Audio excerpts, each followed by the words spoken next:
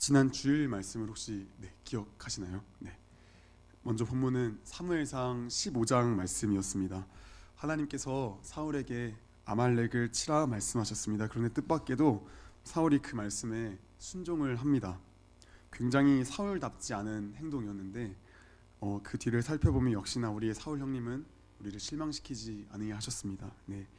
하나님께서 아말렉의 모든 소유를 다 진멸하라 말씀하셨지만 우리 사울 형님께서는 이 최고급 소고기와 최고급 양고기를 드시고 싶으셨는지 자신의 눈에 그리고 군사들의 눈에 기름기가 가득해 보이는 그런 짐승들은 살려서 하나님의 말씀에 불순종하는 그런 죄악들을 저질렀습니다.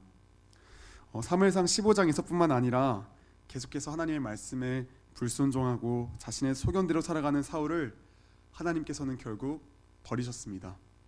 이때 하나님께서 사울을 버리셨다는 것은 그를 지옥에 떨어뜨린다는 어떤 그런 의미로 받아들이시면 안 되고, 하나님의 그런 계획 가운데서 사울을 사용하시기를 이제 사용하지 않기로 결정하셨다는 의미로 우리가 생각하셔야 됩니다. 하나님께서는 그렇게 사울을 버리셨습니다. 그리고 그 다음에 바로 이새의 아들 가운데 한 명을 택하셨습니다. 그가 누굽니까? 그가 바로 그 유명한 다윗입니다. 하나님께서는 사무엘 선지자를 통해 이 다윗에게 기름을 부어 왕으로 택하셨습니다. 그런데 다윗이 기름 부음을 받자마자 막 겨울왕국의 엘사처럼 갑자기 왕궁이 쫙 솟아나고, 그 다음에 그의 추종자들이 몇백 명씩 몰려와서 나라를 세우자고 이야기를 하는 등 그런 일들은 없었습니다.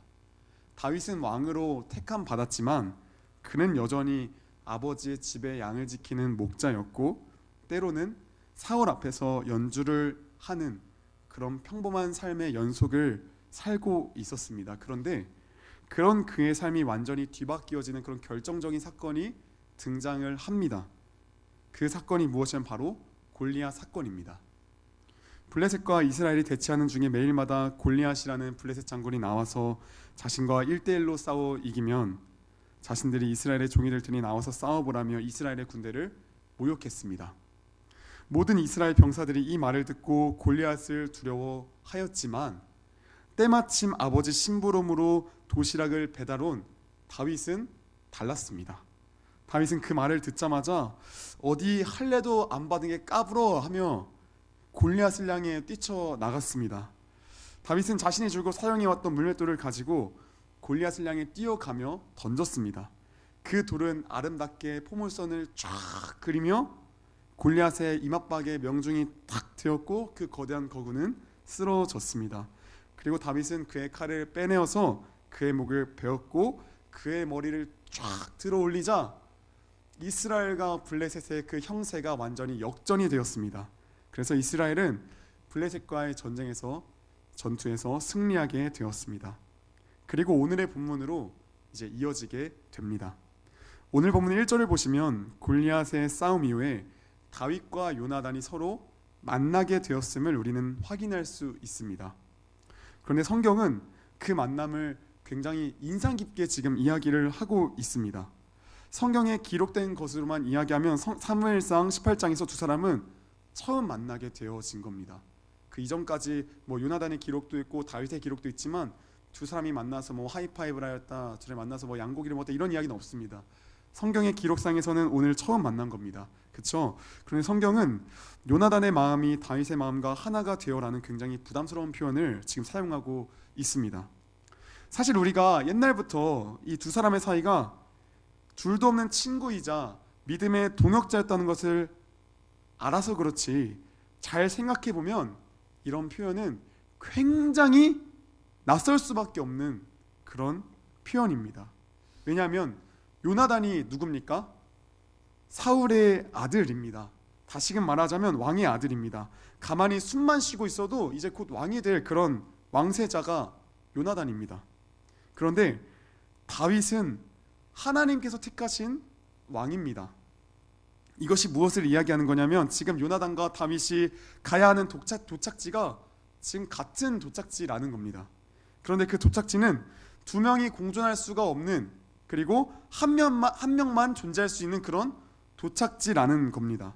그렇기 때문에 요나단과 다윗은 치열한 라이벌 혹은 원수와도 같은 관계로 자리 잡을 수밖에 없는 그런 구조라는 겁니다. 사실 이 이야기는 지금 막장 드라마의 소재로 아니면 영화의 어떤 주제로 사용하기에 딱 적합한 그런 내용입니다. 그런데 성경은 방금 살펴본 것과 같이 둘이 치고받고 싸우기는커녕 오히려 둘의 마음이 하나가 되었다라고 지금 이야기를 하고 있는 겁니다. 심지어는 요나단이 다윗을 자기 생명같이 사랑하고 있다고 지금 성경은 이야기를 하고 있습니다. 이러한 관계는 도무지 납득이 되어지지 않는 그런 관계입니다. 어떻게 이런 관계가 생겨날 수 있었던 걸까요? 도대체 이 두 사람을 결속시켜준 그런 우정의 힘은 어디에서 나온 걸까요? 우리 함께 사무엘상 14장 6절과 그 다음에 사무엘상 17장 26절 46절부터 47절 말씀을 우리 저기 이렇게 나눠져 있는데 하나하나씩 읽어보도록 하겠습니다. 먼저 14장 6절 말씀 같이 읽어보겠습니다. 시작. 요나단이 자기의 무기를 든 소년에게 이르되 우리가 이 할례 받지 않은 자들에게로 건너가자. 여호와께서 우리를 위하여 일하실까 하노라. 여호와의 구원은 사람이 많고 적음에 달리지 아니하였느니라. 17장 26절 말씀 읽어보겠습니다. 다윗이 곁에 있는 사람들에게 말하여 이르되 이 블레셋 사람을 죽여 이스라엘의 치욕을 제거하는 사람들에게는 어떠한 대우를 하겠느냐. 이 할례 받지 않은 블레셋 사람이 누구이기에 살아계시는 하나님의 군대를 모욕하겠느냐.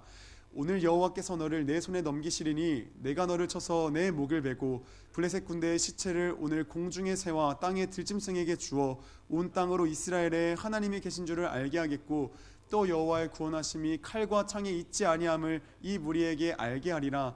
전쟁은 여호와께 속한 것인즉 그가 너희를 우리 손에 넘기시리라. 아멘. 여기서 공통점이 무엇입니까? 일단 먼저는 14장의 말은 요나단이 블레셋에게 쳐들어갈 때 자신의 이제 그 시종과 한 명과 쳐들어갈 때 한 이야기고, 그다음 17장의 말씀은 우리가 너무나도 잘 알듯이 골리앗과 싸울 때 다윗이 한 이야기입니다. 두 공통점이 무엇입니까? 요나단이 한 이야기와 다윗이 한 이야기의 공통점이 무엇입니까? 다윗과 요나단은 모두 하나님의 백성인 이스라엘에 대한 어떤 그런 열심과 그리고 이스라엘의 그 하나님 여호와께 대하여도 그 동일한 믿음을 가지고 있는 것을 우리는 확인할 수 있습니다. 요나단은 그에게서 자신과 동일한 믿음과 비전을 보았던 겁니다. 그래서 요나단이 그를 자기 생명같이 사랑했다라고 성경은 지금 기록하고 있는 겁니다. 절대로 어떤 동성애적 사랑이 그 두 사람을 결속시켜준 것은 아닙니다. 요나단이 다윗을 자신의 생명처럼 여기고 사랑했던 것은 앞서 말했듯이 자신과 동일한 그런 믿음과 비전을 다윗에게서 보았기 때문입니다. 그렇기에 두 사람은 라이벌이나 원수가 아닌 줄도 없는 믿음의 동역자가 되어진 것입니다. 물론 그렇다고 해서 요나단이 자신의 믿음과 똑같다 해가지고 누가 왕이 될 것인지에 대한 문제는 아직 해결되지는 않았습니다. 이 문제는 덮어두고 갈 수는 없는, 결국은 해결하고 가야만 하는 그런 문제였기 때문에 빠른 문제 해결이 필요로 한 부분입니다. 그런데 본문 4절을 보시면은 요나단이 갑자기 자기가 입었던 겉옷과 군복과 활과 띠를 다윗에게 주는 것을 지금 확인할 수 있습니다. 왜 갑자기 자신의 것을 다윗에게 주는 걸까요? 가난해서 그런 걸까요? 다윗이 아니죠. 왕세자로서 골리앗을 무찌르는 것에 대한 표창을 하는 것일까요? 그것도 아닐 겁니다. 메시가 신었던 축구화를 증정해 두듯이 자기가 신었던 그런 것도 아닐 겁니다. 받고 싶긴 하네요, 저는. 그런 것은 아닐 겁니다. 요나단의 이러한 행동은 왕권을 양도하는 그런 상징적인 행위였습니다. 요나단 지금 자신의 왕권을 포기하고 있는 겁니다. 아무리 자신과 동일한 믿음과 비전을 보았다고 쳐도 요나단의 행동은 사실 너무나 갑작스러운 그런 행동입니다. 이성적으로 행한 것이 아니라 어떻게 보면 감성적으로 우발적으로 행한 것처럼 보이기만 합니다. 왜 요나단은 갑자기 자신의 왕권을 다윗에게 양도를 한 걸까요? 요나단이 언제 깨달았는지 성경에 기록되지 않았기에 정확하게 그 시기를 알 수는 없으나 그 내용면으로 확실하게 말씀드릴 수 있는 것은 요나단은 다윗이 이스라엘을 블레셋의 그 압제로부터 구원하여 하나님의 뜻을 쫓아 하나님의 통치하심을 받아서 이스라엘을 하나님의 뜻 가운데 올바르게 통치할 다스릴 참된 왕이라는 사실을 깨달았습니다. 이미 깨달았던 겁니다. 아마도 요나단은 이 다윗과 골리앗의 전투 가운데서 그것을 깨달았던 것 같습니다. 다윗이 하나님께서 세우신 왕이라는 사실을 요나단은 일찍이 알았던 것이죠. 그래서 요나단은 자신의 왕권을 다윗에게 양도할 수 있었던 겁니다. 참 사울과는 대조되는 모습을 보여줍니다. 제가 여러 번 말씀드렸지만 사무엘서는 인물 간의 대조가 참 많이 드러나고 있습니다.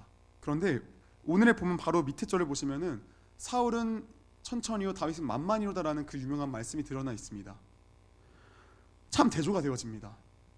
특히나 완전 생판 모르는 다른 사람과 대조되는 것이 아니라 아버지와 아들이 대조가 되어지고 있습니다. 사울은 왕의 자리를 포기하지 못하는 모습을 사무엘서에서 계속해서 보여주고 있습니다. 다윗에게 창을 던집니다. 왜 던집니까? 그죠. 다윗만 아니면 내가 왕위를 지속할 수 있을 텐데, 내가 왕위를 계속 먹을 수 있을 텐데 저놈 때문에 내가 못 차지한다 라는 그 사실 때문에 다윗을 여러 번 죽이려 했습니다. 창을 한번 던졌습니다. 잘 피하네. 한 번 더 던져볼까? 한 번 더 던집니다. 그러자 이제 다윗이 도망갑니다. 여러 번 다윗을 죽이려고 사울은 쫓아갔습니다. 심지어 다윗이 그 목숨을 살려주었음에도 불구하고 다시금 찾아가서 다윗을 죽이려는 그런 모습을 우리는 확인할 수 있습니다. 사울은 그 왕의 자리를 절대 포기하지 못하고 있는 모습을 계속해서 보여줍니다. 왜 왕위를 포기하지 못합니까? 인간 권력의 끝자락이 어딥니까? 왕입니다. 왕의 자리입니다. 왜 오늘날 이 대선에서 그렇게 난리가 납니까? 대통령이 어딥니까? 왕의 자리 아닙니까? 왕의 자리를 포기하지 못하는 겁니다. 사울은 그 왕의 자리가 자신을 행복하게 하고 자신을 어떤 높여줄 것 같고 자기의 삶을 안정적으로 이끌어 갈 것 같기에 이 왕의 자리를 사울은 포기를 못합니다. 전혀 포기를 못합니다. 그렇다면 사울과는 다르게 어떻게 요나단은 왕위를 그렇게 쉽게 포기할 수 있었을까요? 어떤 이유가 더 있지 않을까요? 요나단은 어떻게 사울과는 다르게 그렇게 왕위를 포기할 수 있었던 것일까요? 그것은 바로 하나님의 주권입니다. 요나단은 하나님의 주권을 인정하던 사람이었습니다. 하나님의 주권이 무엇입니까? 온 세상과 온 우주 만물을 그 작고 작은 모든 것까지 하나님께서 당신의 선하신 뜻 가운데서 이끄시고 다스리시고 역사하신다는 것을 우리는 하나님의 주권이라고 이야기를 합니다. 이런 하나님의 주권을 인정한다라는 것은 하나님 되심을 인정하는 것이고, 쉽게 이야기하면 하나님은 언제나 늘 옳으십니다 이야기를 하는 겁니다. 요나단은 하나님의 하나님 되심을, 하나님의 주권을 인정하는 사람이었습니다. 하나님께서는 요나단 자신에게 기름을 부으시지 않으셨습니다. 하나님께서는 요나단 자신을 왕으로 택하지 않으셨습니다. 하나님께서는 다윗에게 기름을 부으셨습니다. 다윗을 왕으로 택하셨습니다. 그러나 요나단은 그런 하나님에게 왜 자신을 왕으로 세우지 않으셨습니까? 하면서 딴지를 걸고 태클을 걸지 아니하였습니다. 요나단은 하나님의 하나님 되심을, 하나님의 결정이 옳습니다, 하나님 당신의 선택이 옳으십니다 하면서 다윗에게 자신의 왕권을 순순히 양도하였습니다. 요나단은 다윗을 통하여 성취될 하나님 나라에 대한 비전을 품고 왕자로서의 자신의 기득권을 내려놓은 겁니다. 무엇을 위해서요? 하나님 나라를 위해서요. 요나단은 하나님께서 자신에게 맡겨주신 그 자리에 자족할 줄 알던 사람이었습니다. 그런 선생님들, 우리가 한번 생각해 보기를 원합니다. 아무리 하나님의 그 나라의 그 비전을 위하는 사람이었을지언정, 하나님의 주권을 인정하는 사람이었을지언정, 그 왕위를 포기하는 그 과정이 쉬웠을까요? 말은 참 쉬웠습니다. 말은 참 쉽습니다. 아, 그치. 하나님을 위해 포기할 수 있지. 그게 뭐가 어려워. 포기하면 되지. 말은 참 쉽습니다. 그런데 분명히 어려웠을 겁니다. 우리의 삶에 지금까지 주님을 위해서 내려놓았던 것들을 생각해 보면 참 그 왕의 자리를 내려놓는다라는 것은 여간 쉬운 일이 아니었을 겁니다. 심지어 내려놓은 것만 했습니까? 왕이 될 다윗과 언약을 맺고 다윗을 위해서 섬기는 모습을 이 사무엘서에서 쭉 볼 수 있습니다. 그 왕의 자리는 인간 권력의 최고봉입니다. 왕의 자리입니다. 그 왕의 자리, 그 왕의 자리를 놓기까지의 요나단의 여정길 어떠했을까요? 성경은 그 과정을 전혀 기록하고 있지 않습니다. 그러나 상상해 볼 수 있습니다. 요나단은 아버지 사울이 왕이 되었을 때에 자신도 자연스럽게 시간이 지나면 왕이 될 사람입니다. 자신도 그렇게 생각했을 겁니다. 아, 나도 아버지의 뒤를 이어서 왕이 될 거구나, 왕이 될 것이구나, 그 왕의 자리는 당연히 나한테 올 자리구나 생각했을 겁니다. 그런데 어느 날 갑자기 다윗이라는 사람이 등장을 한 겁니다. 다윗이라는 사람이 등장을 하더니 갑자기 왕궁에서 몇 번 마주친 적은 있었을 겁니다. 왜냐하면 뭐 하프를 연주했으니까 그 옆에서. 그래서 그 옆에서 악기를 연주했으니까 사울 왕 옆에서 악기를 연주하다 보니까 왕궁을 출입하면서 마주한 적은 있었을 겁니다. 그런데 그가 뭐 그냥 마주하기만 했지 뭔 사람인지는 몰랐는데 어느 날 골리앗을 쓰러뜨린 인물이 누구냐 하니까 다윗이라는 겁니다. 그런데 그 다윗이 했던 이야기를 들어보니까 또 가관인 겁니다. 나와 믿음이 똑같은 겁니다. 그러면서 점점 알게 되어지는 겁니다. 아, 내가 왕이 아닌 것 같다. 아무래도 하나님께서 세우신 왕은 저 다윗인 것 같다. 듣자 하니 사무엘도, 그 사무엘 선지자도 다윗에게 기름을 부었다 하는데 나는 아닌가 보다. 요나단이 어떤 인물입니까, 선생님들? 14장을 보시면은 13장과 14장을 보시면은 13장에서 요나단은 사무엘이 먼저 블레셋을 치지 않자 자신이 먼저 들어갑니다. 그리고 또 14장에서도 말도 안 되는 그 블레셋의 억압 가운데, 그런 블레셋의 그런 포위 가운데서 믿음을 발휘해서 뚫은 인물이 요나단입니다. 요나단은 왕이 될 그런 인물이, 사실 왕이 될 인물로 손색이 없었습니다. 그러니 요나단 자체도 당연히 나에게 주어진 것이라 생각하지 않았을까요? 그런데 어느 날 하나님은 아니라고 하시는 겁니다. 하나님께서 요나단에게 있으라고 머물라고 하신 그 자리는 왕의 자리가 아니었던 겁니다. 알고 보니까 나에게 주어졌던 자리는 오히려 다윗을 위해서 헌신해야 되는 조력자의 역할이었던 겁니다. 어떨까요? 나에게 당연하게 주어질 것이라 여겼던 것들이 알고 보니까 당연한 게 아니고 알고 보니까 나의 것이 아니었던 겁니다.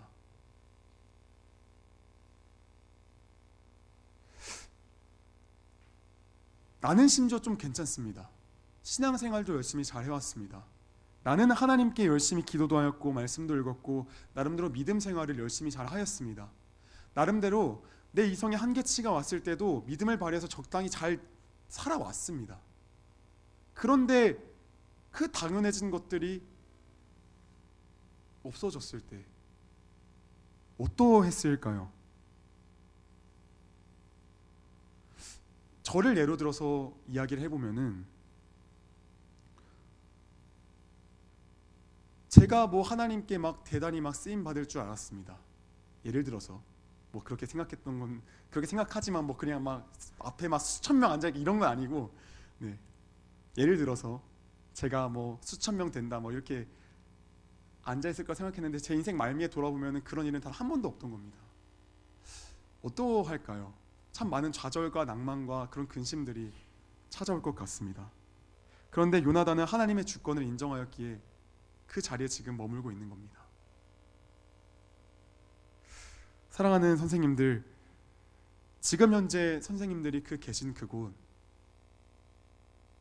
참 많이 어제 이야기를 참 많이 들어서 회사에 대한 그런 이야기를 듣다 보니까 참 오늘 이 말을 하기가 참 많이 부담스러운데 그럼에도 하겠습니다.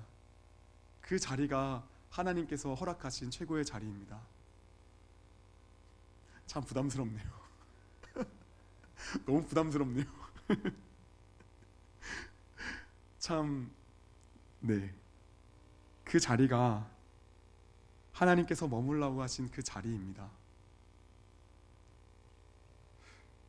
제가 동희집사님에 대한 옛날 이야기를 들었습니다. 돈 잘 버셨는데 하나님께서 하지 말라고 하셔서 이렇게 그냥 그만뒀던 그 이야기를 들었습니다. 네, 수원에 계신 그분에게 들었습니다. 사실은 생각해 보면 그 길을 쭉 고집해 왔으면 지금쯤 정말 포르쉐를 마음껏 끌지 않았을까요? 막 교회 오실 때 막 배기음 막 하면서 오지 않았을까요? 그런데 그 자리가 하나님께서 머물라고 하신 그 자리가 아니었고 지금 있는 그 직장이 하나님께서 머물라고 하신 그 자리라는 겁니다. 참 날마다 그게 어려운 것 같습니다. 내가 처해 있는 현재의 그 자리가 하나님께서 허락하시고 하나님께서 나에게 주어진 최선의 자리이고 최고의 자리인데도 가끔씩은 돌아보면 내가 과연 이 길을 가는 게 맞는 건가? 내가 과연 지금 이 서 있는 곳이 맞는 건가? 과연 하나님께서 나를 올바르게 인도하시는 건가라는 그런 착각과 어떤 그런 염려와 근심 걱정에 나를 둘러쌀 때가 굉장히 많이 있습니다. 그런데 그때에 우리는 이 사실을 기억해야 합니다. 그곳이 하나님께서 허락하신 그 자리입니다. 그곳 가운데서 하나님의 나라를 이루라고 보내신 그 자리입니다. 우리가 또 근데 기억할 것이 한 가지 있습니다. 사실 우리가 지금 있는 그 자리 가운데서 하나님께 충성되이 살 때에, 충성되이 우리가 순종했을 때에 사실 저는 개인적으로 이런 생각이 듭니다. 내가 이렇게 충성되었으면 나중에 하나님께서 뭔가 주시겠지. 솔직히 저는 좀 그런 게 있었습니다. 왜냐하면 열심히 하나님께 충성했잖아요. 그러니까 좀 갚아주시지 않을까 싶은 그런 마음들. 그런데 참 요나단의 삶을 보면 제가 다시 한번 이 사무엘상을 쭉 읽어봤는데 요나단의 그 인생 말미가 너무 이게 너무 허무한 겁니다. 왜냐하면 요나단은 오늘 본문 나오고 그 다음 본문 잠깐 나오고 20장부터 등장 안 하다가 23장에 잠깐 등장하고 그 뒤부터 쭉 안 나오다가 마지막 31장에 쭉 나와가지고 갑자기 죽었답니다. 하나님을 위해서, 하나님의 나라를 위해서 헌신했습니다. 왕의 자리를 포기했습니다. 그런데 그 인생 말미의 그 결론이 무엇입니까? 블레셋 군대들에게 살인당한 겁니다.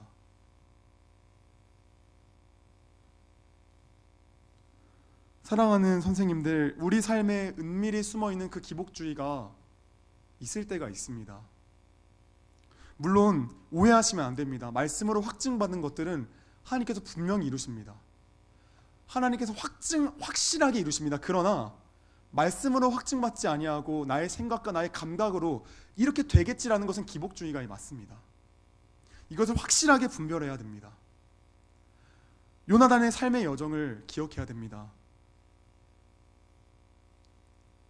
그 자리를 지키는 것은 내가 무엇인가 나중에 막 대단한 사람이 되기 위해서가 아니라, 예를 들어서 우리 병선 선생님을 예로 들어서 이야기하면은 지금 선생님께서 힘들어도 빵을 만들고 그리고 공장에서 힘들게 일을 하였을 때 나중에 11조 1,000만 원 못할 수도 있고 할 수도 있습니다. 그런데 그것이 중요한 게 아닙니다. 우리의 인생 가운데 살아가는 그 인생 가운데서 요나단이 다윗에게 어떤 역할을 하였습니까? 언약을 베풀어서 다윗의 탈출을 도왔습니다. 하나님 나라를 도왔습니다. 기쁨이 되었습니다. 하나님께. 그것이 중요한 겁니다. 우리가 우리 삶 가운데 나의 나라를 이루고 있는지, 하나님의 나라를 이루기 위해서 나의 삶을 살아가고 있는지 우리는 날마다 점검해야 합니다. 사랑하는 선생님들, 요나단의 이 모습 가운데서 누구의 모습이 보입니까? 우리 예수님의 모습이 계속해서 비춰지고 있습니다. 십자가의 길로, 말구에서 태어나시고 십자가의 길로 가시는 그 인생길, 예수님의 그 인생길을 생각해 보시면은 사실 우리는 그 부활의 그 영광을 알기 때문에 십자가가 참으로 아름다워 보이고 괜찮아 보이지만, 만약에 그 부활을 떼놓고 우리가 생각해 보면 이것은 그냥 생죽음입니다. 그냥 그것은 아무것도 아닌 겁니다. 그러나 우리가 예수 그리스도의 그 길을 보며 나아갈 때에 왜 그것이 영광입니까? 부활이 있기 때문에 그렇습니다. 사랑하는 선생님들, 지금 있는 그 자리 가운데서 십자가의 그 길이 참으로 어렵고 힘들지언정 왜 하나님 나에게 이 자리를 허락하신 걸까? 때로는 원망이 터져나오고 힘들고 어려울지언정 그 자리는 하나님께서 허락하신 최고의 십자가로 가는 그 길입니다. 그 길 가운데 넉넉히 사랑하시고 넉넉히 십자가의 그 길을 걸으며 나아가야 됩니다. 힘들 때마다 기억하셔야 됩니다. 그 길 끝에는 부활이 있습니다. 그 길 끝에는 부활이 있습니다. 요나단의 죽음도 생죽음 같지만 아닙니다. 하나님 나라를 위해 살아간 요나단의 인생은 값진 인생입니다. 그 누구의 인생보다 값진 인생입니다. 빌 게이츠보다 만수르보다 훨씬 더 값진 그런 인생입니다.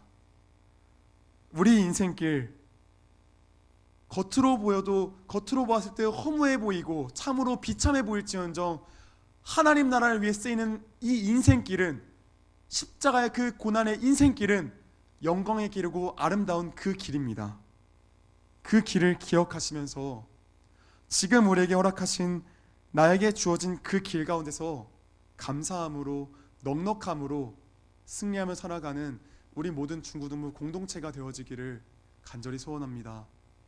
우리 중고등부 공동체 가운데서 참 아이들이 많았으면 좋겠습니다. 그리고 저는 이번 연도에 아이들이 한 명이라도 올 것을 저는 확신합니다. 왜냐하면 하나님께서 여호수아 14장 12절의 말씀을 허락하셨기 때문에 저는 그것을 믿습니다. 그런데 그 숫자가 우리에게 중요한 것이 아닙니다. 하나님의 나라를 위해 사용되어지고 있는 건지, 나의 나라를, 나의 기쁨과 나의 명예를 위해 사용되고 있는 건지가, 그게 먼저는 중요합니다. 사랑하는 선생님들, 참 날마다 감사를 드립니다. 학생이 없을지언정 나와서 함께 예배하시고 함께 회의하고 참 그런 모든 것들을 감사드립니다. 힘들고 어려울 겁니다. 때로는 참 내가 또 이렇게 학생도 없는데 나아가야 되는가 하는 그런 어려운 마음도 있을 겁니다. 그러나 우리 잘 가고 있는 겁니다. 어려운 그 길 잘 가고 있는 겁니다. 십자가의 그 길 놓치지 않고 지금 우리에게 주어진 이 중고등부의 자리 기억하시면서, 기도하시면서, 말씀 읽으시면서 날마다 주님과 동행하며 하나님 나라를 위해 나아가는 우리 모든 중고등부 공동체 되어지기를 소망합니다.